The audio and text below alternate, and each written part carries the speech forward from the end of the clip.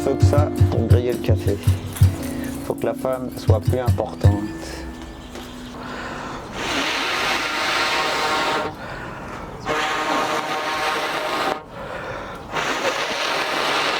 Voilà, là j'ai assez de feu pour démarrer mon café. Voilà. Ok. Là il y en a pour 20 minutes pour faire le café, normalement. Tous les jours tu grilles ton café? Tous les jours non. Disons 2 fois par semaine. Ça dépend s'il y a du monde qui passe ou pas en fait. Mais regarde, tu vois une boîte comme ça là. Moi ça me dure facilement une semaine si je suis tout seul à boire du café. Plus qu'une semaine. Et puis en plus j'essaye de diminuer le café en ce moment. Il vaut mieux.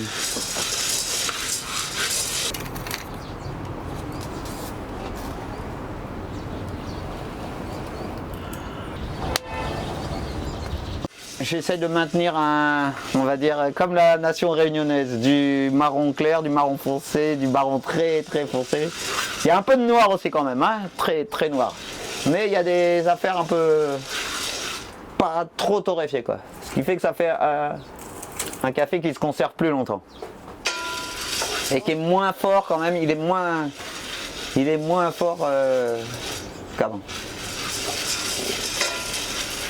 Un bon mélange. Ça même. Le café, c'est vrai, c'est un beau symbole de notre métissage réunionnais. Hop, hop, chaud, chaud, chaud. Et la torréfaction continue. Ah oui, là, ça sent le café grillé. C'est ça que tu sens dans la rue. Quand tu te balades et tu sens, tu fais un Mouni-Gris café là. Tu casses la torréfaction en arrêtant 2 affaires. Voilà.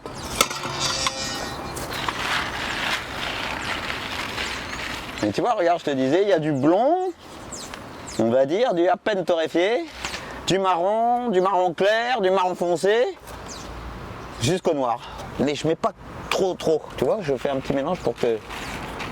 Machin. Et tu attends 10 minutes, que le café refroidisse bien. Et après tu le mous. Donc aujourd'hui tu nous accueilles dans ton lieu, ton espace. En fait c'est pour ta dernière soirée qui va se dérouler samedi. Exact. Et tu vas quitter le Four Mao dans une semaine à peu près. J'aimerais bien revenir avec toi un peu sur cette histoire un peu emblématique quand même parce que c'est un lieu que beaucoup de personnes ont fréquenté, sont passées. C'est vrai, c'est vrai. Il y a beaucoup d'artistes qui sont venus. C'est la suite logique, on va dire, de la Cour Mao qui était dans le centre-ville de Saint-Leu.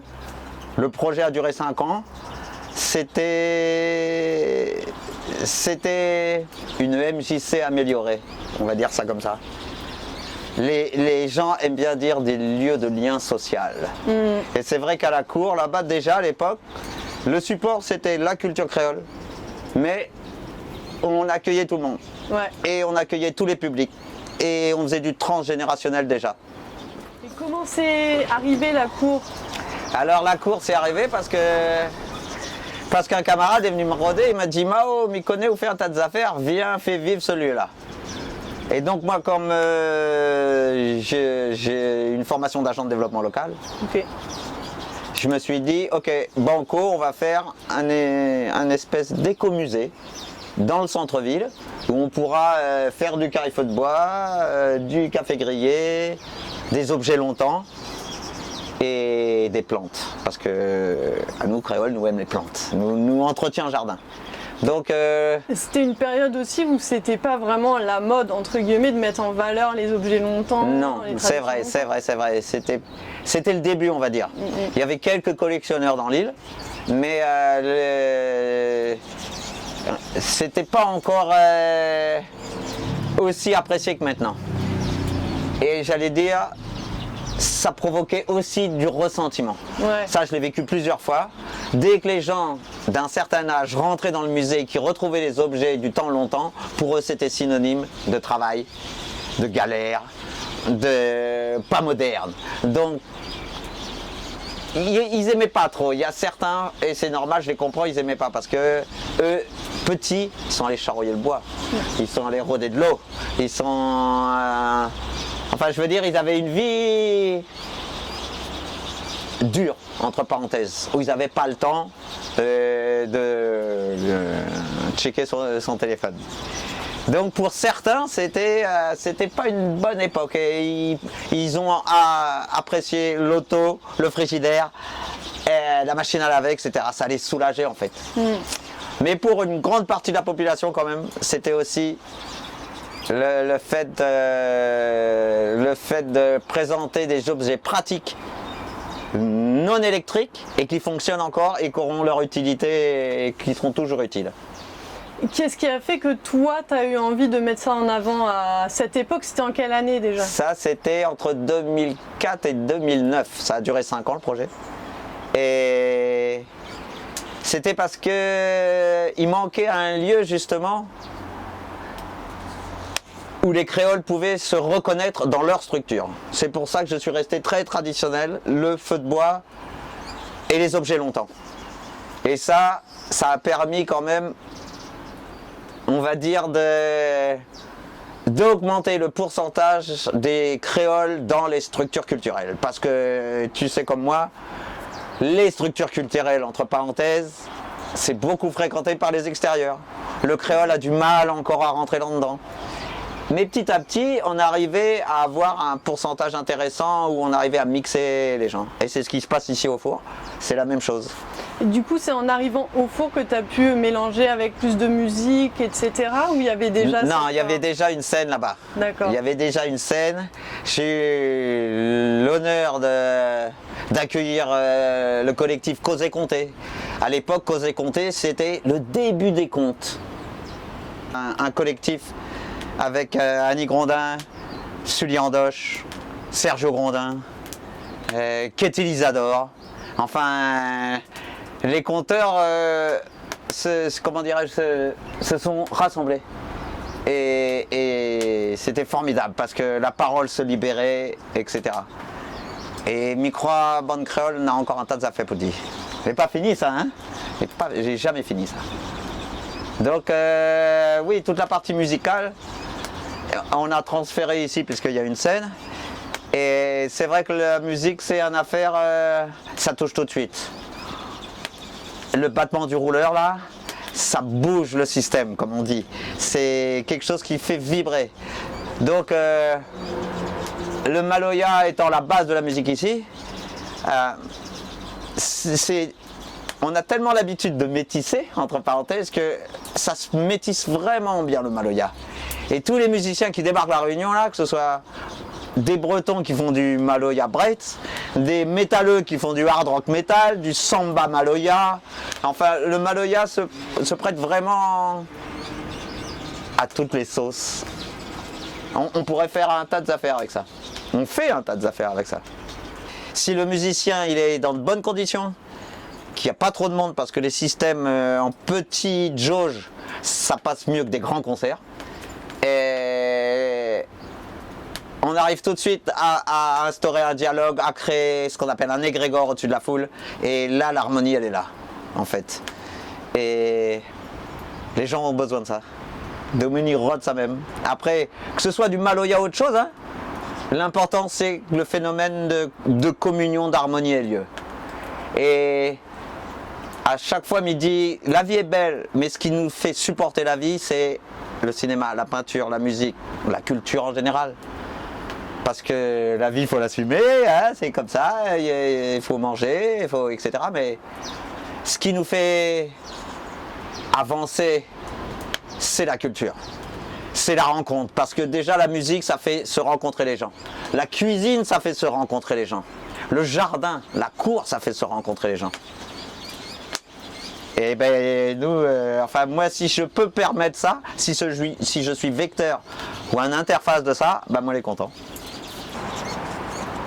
Donc voilà, une scène, 3 bambous, un fond de scène fait par Emma, une artiste qui nous avait fait un joli décor. Et voilà. Alors ici vous êtes sur le tas de chaux authentique que j'ai aplati exprès pour faire la scène en fait. Parce que quand je suis arrivé ici, il y avait pas une montagne mais un joli tas de chaux. Un joli tas de machin. Donc ça m'a permis de pouvoir offrir une scène. Qui vient du four à chaud. Oui, qui vient du four à chaud. Alors je vous rappelle, le four à chaud, c'était lié à l'industrie du sucre. En 69, le préfet Vaudeville a interdit l'exploitation de la chaux parce qu'ils se sont rendus compte qu'on avait un agon quand même et qu'il fallait arrêter de casser le corail. Parce que je te rappelle, la chaux, c'est du corail, du bois, du corail, du bois, on enflamme et on récupère le résidu de la combustion. Et c'est pas très écolo aujourd'hui. c'est pas très écolo. Et le corail, il faut qu'on le garde encore un peu. Ouais. On a continué en fait les affaires de la cour. Et ça, même si moi m'y arrête les affaires, ça continuera. Moi je vais faire des événements ponctuels. Je vais aider des camarades sur des projets bien précis. Parce qu'il y a toujours besoin de faire.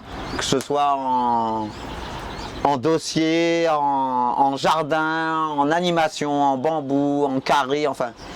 Les gens ils viennent me rôder pour les aider et ce sera avec plaisir que Missa donne à Zot un coup de main. Obligé, je vais pas arrêter de travailler tout de suite. Ouais. Encore 15 ans. Là tu vas avoir 60 ans l'année. C'est ça. 60 ans, mon médecin, mon corps, il dit à moi stop un coup, ralentis.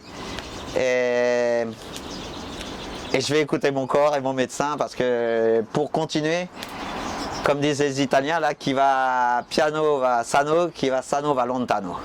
Donc on va vitesse tortue, l'endormi, l'escargot.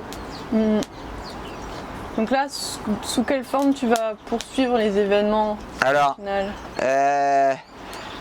je vais continuer à faire du développement local et ponctuellement, je pense qu'on fera quelques animations. Pas forcément qu'à Saint-Leu, mais moi je suis Saint-Leusien, je privilégie Saint-Leu. Mais parce qu'il y a vraiment ce qu'il faut pour animer et mettre en place des événements à Saint-Leu. Et oui, ça va être sous forme soit festival, soit concert, soit enfin des moments où on va continuer à rassembler de monde. On va continuer à faire que de monde y échange. De monde y confronte son affaire, son point de vue, et c'est comme ça nous avance. Enfin, moi, m'y pense. Hein. Ouais.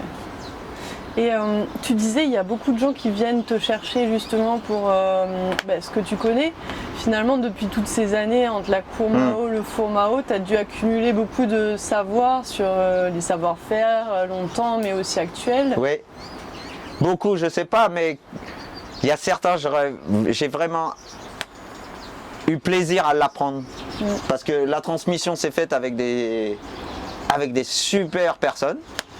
Et c'est vrai que j'ai acquis un tas de savoir. Enfin, hein. J'ai commencé à acquérir. Parce qu'on peut toujours perfectionner, on peut toujours s'améliorer. Et j'ai pas fini encore. Et ça que nous doit faire, c'est transmettre à la nouvelle génération. Parce que si moi, m'y garde les affaires pour moi, ils servent pas à rien. Donc ça que m'y apprend, hop, m'y transmet. Et comme ça, nous va garder une trace de notre qualité, une trace de notre tradition. Après, être traditionnaliste, trop, c'est pas bon non plus. Parce on se met des œillères. Donc, il faut nous adapter à l'environnement moderne, mais en gardant notre qualité. Et je m'y pense que c'est ça qui fera que on ne perdra pas notre identité. Parce que c'est important, on a des langues qui disparaissent tous les jours. Si une langue disparaît, le peuple disparaît derrière. Et nous les jeunes, 350 ans, c'est pas grand chose. Mais avec ça là, nous gagnons fait une affaire. Nous gagnons fait un réunionnisme, j'allais dire. Parce que tout le monde prône son isme, que ce soit dans la religion ou dans les dogmes ou dans les systèmes. Tout le monde dit « Ah, mon isme à moi, il est bon ». Et bien moi je dis, inventons le réunionnisme. C'est quoi le réunionnisme? Alors le réunionnisme, on a causé de ça avec des camarades, c'est je pense comme un malbar, mais aussi comme un oreilles. Je vais manger comme un Chinois et je vais danser comme un Africain. On a la chance d'être multiracines ici. Et ces racines-là, elles nous apportent une richesse. Les gens n'ont pas la conscience de ça. Feu Maximin Boyer, un bon camarade, t'es dit à moi tout le temps, Mao, notre richesse, c'est notre bâtardité. Nous, on est loin devant eux. Nous, on est loin devant tout le monde. Parce que la Réunion a eu l'occasion de faire ça. Et sur cette base-là, on peut faire des choses extraordinaires. Mais il y a de plus en plus de gens, ils commencent à rendre compte, ils commencent à comprendre la valeur de notre caillou, la beauté de notre environnement, la richesse humaine de Nana. Et c'est ça qui fait, je pense, notre différence par rapport à d'autres territoires. C'est ce Kaloubadia-là. C'est ce qui nous a donné, nous, Réunionnais. Et c'est vrai que quand on regarde bien par rapport à la métropole, des fois il y a des lois, il y a des problèmes là-bas qui n'ont pas lieu d'exister ici. Le voile, je ne connais pas moi, il y a des exemples où il y a des lois et des systèmes imposés parce que nous l'est en France, mais qui ne nous concernent pas, ou très peu, une infime partie de la population. Donc allons adapter, comme nous ne sommes pas quitte la France ni l'Europe d'ici là, et m'y pense pas jamais. Allons adapter pour qu'on prenne en compte vraiment notre créolité, notre spécificité, voilà là, pour que le développement soit endogène. Voilà, il y a un mot moderne en ce moment et qu'il faut appliquer, c'est le développement endogène. On va y arriver. L'autonomie alimentaire, énergétique, on va y arriver, même si c'est encore en balbutiement. Et justement, ici, toi, tu vis aussi, jusqu'à présent, tu vivais en tout cas sur ce lieu, Fond Mao, et tu n'as pas d'eau, et tu as quand même tiré l'électricité jusqu'ici, mais est-ce que du coup, c'est dans cette volonté de vivre de manière plus autonome, ou qu'est-ce qu'il y a derrière? Alors, et à Cosmo, il dit une nécessité fait loi. Le fait qu'il n'y ait pas d'eau, eh ben, ça m'a obligé à quand même aller charroyer de l'eau tout le temps, etc. Et pour l'électricité, pareil. L'électricité, là, je suis en low-tech. Je n'utilise que pour les frigos, que pour assurer la fiabilité quand il y a la musique. Parce que eux, il leur faut du 50 Hz constant. Je ne peux pas me permettre, quand on fait de la musique, qu'il y ait des accidents, on va dire, électriques. Donc, l'électricité, oui, ça me sert vraiment que pour la musique et les frigos. Mais le reste du temps, là, en LED, en photovoltaïque, c'est suffisant. Là, j'ai trouvé un frigo 12 volts photovoltaïque. Donc ça existe, des petits frigos de bateaux ou de camions de camping-car, là. Et ça va complètement à rebours de la société actuelle. Ben, disons que les gens parlent de décroissance et sémantiquement, il vaut mieux parler de sobriété heureuse. C'est beaucoup mieux accepté dans ça même. Donc, on y va. On sera obligé d'y aller. Vous voyez bien, les ressources diminuent, les prix montent. Peut-être bateau un jour il vient plus. Si bateau il vient plus, nous ça mange pas, il canne. Mais s'il reste de la canne. Donc, on sera obligé de retourner aux anciennes pratiques. Et moi je pense que ce sera un bien pour la société parce que la solidarité réaugmentera. Et c'est évident que dès qu'il y a une catastrophe, hein, pas forcément climatique, mais dès qu'il se passe un truc, les gens se resserrent. Les gens redeviennent solidaires. Et j'allais dire à la limite, plus tôt ça arrivera, mieux ce sera. Je prône pas le chaos, hein, mais ça va arriver de toute manière. Tu penses que ça va arriver? Moi, je lis les informations un petit peu, je regarde ce qui se passe, je fais des corrélations, je veux dire, entre les phénomènes. Et malheureusement, nos enfants, nos petits-enfants vont avoir des difficultés à continuer à avoir le niveau de vie que nous on avait, que ce soit économique ou environnemental. Après, s'il y a des diminutions de population importantes, du fait du climat, des guerres, des épidémies, etc., c'est dans l'ordre naturel des choses. C'est difficile à accepter. La mort, la souffrance, la vieillesse, la maladie, ça c'est les bouddhistes, ils ont travaillé là-dessus. C'est une histoire d'acceptation. Après, ça évoluera comme ça doit évoluer. Mais l'homme s'en sortira toujours. Et moi je fais souvent des comparaisons avec le jardin. Une plante, ça naît, ça croît et ça meurt. C'est comme les êtres humains, c'est comme les projets, c'est comme les civilisations.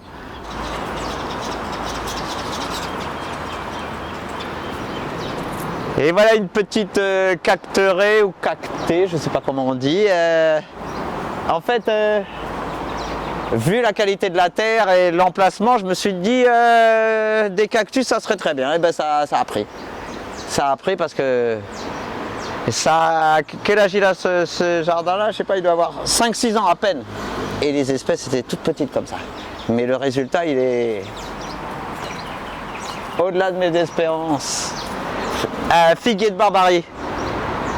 Il pleut beaucoup en ce moment à Saint-Leville. Il n'a jamais autant plu. Et peut-être cette année, je vais avoir des fruits.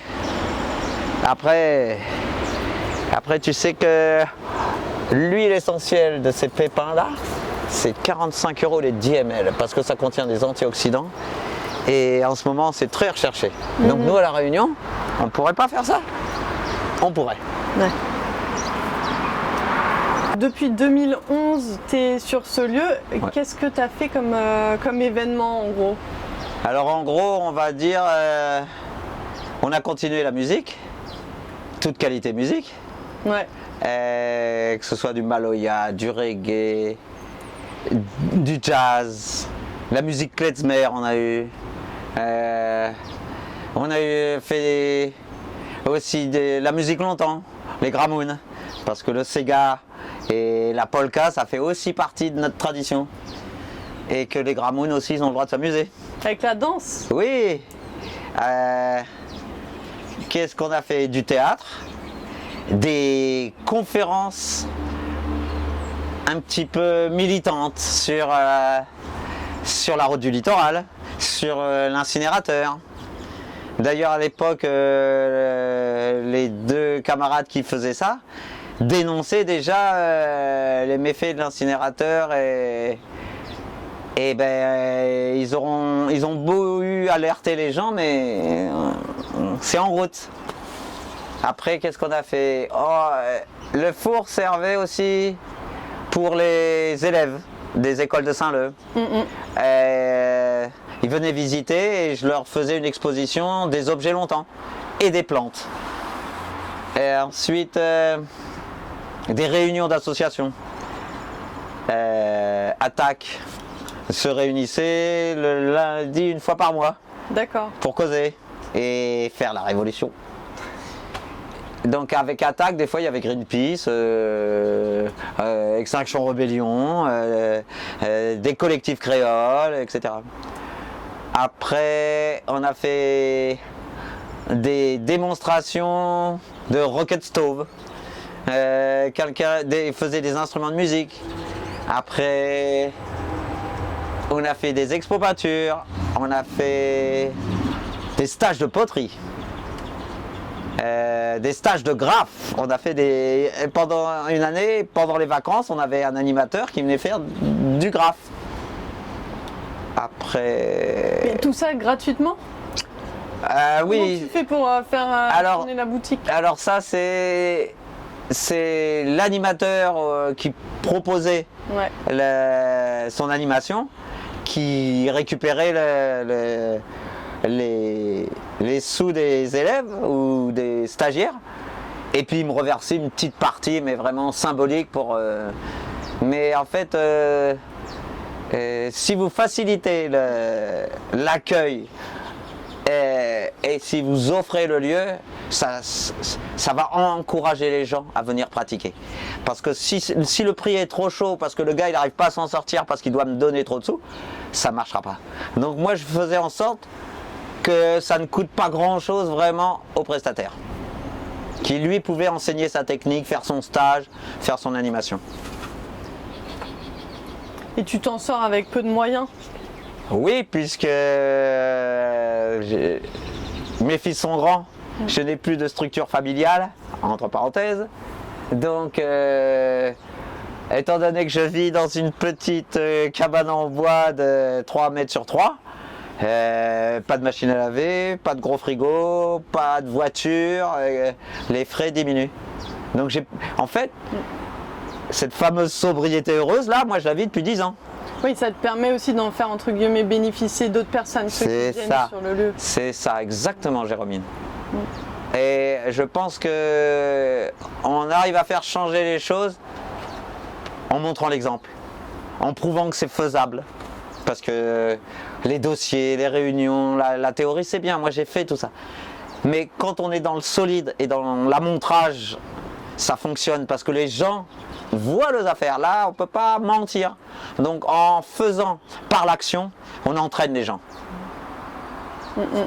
Un bon chef militaire, il va au combat avec ses soldats. Il ne reste pas derrière. S'il reste derrière, les soldats, ils n'y vont pas. Donc un bon chef militaire, il va au combat avec ses soldats. Et une petite question aussi, c'est que je t'ai posée tout à l'heure, mais c'est intéressant de savoir, toi, qu'est-ce qui t'a motivé à organiser tout ça, à la fois pour toi, bien sûr, parce que c'est tes choix de vie, mais aussi pour les gens. Alors, c'est évident que il faut tirer le monde vers le haut, entre parenthèses. Il faut permettre à ce que l'accès à la culture soit démocratisé. Il faut permettre aux gens d'aller découvrir des choses qu'ils n'ont pas l'habitude d'entendre ou de voir. Et des lieux comme ici, ça permet cette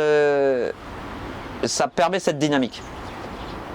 Moi, ce qui me fait kiffer, comme disent les jeunes là, c'est de voir le sourire des gens, en fait, et qui sont heureux d'assister à quelque chose qui va nourrir leur âme, qui va nourrir leur cœur. Parce que, comme je disais tout à l'heure, ce qui est intéressant dans la vie, c'est quand on découvre, quand on échange. Et la culture est un vecteur, est un support pour ça. Et le fait qu'on soit multiculturel à La Réunion, mais c'est une chance inouïe. C'est parce que sur un tout petit territoire, on va pouvoir découvrir un tas d'affaires. Oui, et pour autant, c'est pas facile de mélanger les communautés et on s'en rend compte assez rapidement. Exact. Ici à La Réunion, c'est souvent facile de dire il faut, mais les affaires, c'est que notre vivre ensemble, c'est souvent du vivre à côté. Moi, j'ai constaté, je le vis tous les jours. Je sais que les transversalités dans les ethnies, c'est pas évident. Parce qu'il y a du racisme social, il y a du racisme ethnique encore ici à La Réunion. On n'a pas fini. On n'a pas fini. Mais moi, je suis confiant parce que quand j'avais le snack à Saint-Terre-Sainte, j'ai vu des élèves, des amoureux, un Malbar et une Chinoise. Ça, tu le vois pas dans ma génération, c'est impossible. Une Chinoise, ça va marier avec un oreille. Une Malbaraise, dans ce sens-là, ça va marier, c'est accepté. Ça va marier avec un oreille. Mais essayer de faire marier un Malbar et une Chinoise, c'est difficile. Un Zarabe traditionnel et un Malbar, moi j'en vois pas moi, hein, pas encore. Hein. Mais la génération qui arrive, elle va le faire, elle va continuer ça. Et ça fera tomber les barrières ethniques, ça fera tomber les barrières, on va dire, familiales, traditionnelles, où quand t'es pas d'un clan, t'es pas d'une famille, t'es pas d'un milieu, tu peux pas aller fréquenter l'autre. Donc ça participera, ce mouvement-là participera à la suite de notre métissage. Et je trouve qu'ici c'est vraiment un lieu pour moi qui était vraiment très mélangé. Oui. Il n'y en a pas tant que ça à La Réunion finalement. C'est vrai, c'est vrai. C'est un des paris, c'est un de mes leitmotifs, c'est qu'on arrive justement à partager tout ça. Avec le créole, parce que généralement un créole quand il voit un troupeau d'oreilles, il fait ah, mais ça va, il a peur. Ça, c'est des vieux réflexes qui sont dans nos têtes. Et bien ça, il faut le déconstruire. C'est comme MeToo, c'est comme machin, il faut déconstruire des trucs et reconstruire des façons de penser, des façons d'agir, des façons d'appréhender le système, la vie, les autres. Et inversement, certains oreilles, notamment, ne vont pas forcément aller dans des endroits très créoles. Non, malheureusement, il y a encore beaucoup d'entre-soi. Et moi, je leur dis aux oreilles ou aux autres, venez découvrir la créole, la culture créole, venez, vous allez voir, ça va vous changer la vie. Ça va vous ouvrir l'esprit, ça va vous permettre d'être plus encore en contact de la population avec laquelle vous vivez. Et vous allez découvrir des trucs super, parce qu'une fois que le créole, il prend confiance, il va vous livrer ses secrets. Il va vous emmener dans des endroits qu'il n'y a que lui qui connaît. Et c'est comme ça qu'on va continuer à réussir à ce que on s'entende, à ce qu'il y ait une vraie harmonie, à ce que il y ait moins de préjugés. C'est ça, il faut casser les préjugés en fait. Et quand on prend le temps d'aller voir notre camarade, si on a un petit peu la curiosité d'esprit, de dire ah ben tes week-ends là, au lieu de faire ça, tous les week-ends il fait ça avec mon famille, eh ben ce coup-ci, il prend un chemin de traverse, mais ça va vanguer comme dit créole, mais ça bat de carré et puis on verra ce qui arrivera. Après s'il y a une destination pour dire je vais faire ça parce que je connais pas, c'est encore mieux. Mais des fois c'est l'instantané fait que, et des fois c'est encore mieux. Laisser la place à l'imprévu, quoi. Voilà, exactement. Il faut laisser la place à ça. Parce que des fois, tout organiser, tout prévoir, ça le fait pas non plus. On est dans une société d'hyper prévisibilité. Et dès que les gens... Contrôle. Et de contrôle. Dès que ça sort de leur prévision, aïe aïe aïe, ça va pas. Et parce que ça correspond pas à ce que j'avais prévu, au timing, au goût que je devais mettre dans ma bouche, à ce que je devais écouter, etc. Donc il faut laisser le choix de temps en temps à l'inconnu, à l'imprévu, etc. Et c'est dans ces petites failles-là qu'on arrive à trouver des super trucs, des trucs extraordinaires, on ne pensait pas du tout que. Bah, super, merci Mao. Merci Jérôme. Alors moi je voulais te remercier déjà, et puis remercier toute la Réunion parce que sans autres là, je serais pas là. Tous les artistes, tous les collectifs, tous les personnes solo, je leur adresse un grand merci. Merci, le mot est faible. Samedi prochain, je vais passer mon temps à dire merci. Et ce sera un très bon moment. Alors venez, parce que c'est la dernière, et après la pie. Et la dernière de 15h à 3h du matin, c'est ça? C'est ça, j'ai remis la dernière, le dernier virage. On commence bonne heure l'après-midi, jusqu'à tant pis. Mais bon, on va quand même s'arrêter vers 2-3h du matin. Bah, on sera là. Merci à Parallèle Sud. Merci. Ok. À samedi. Yes.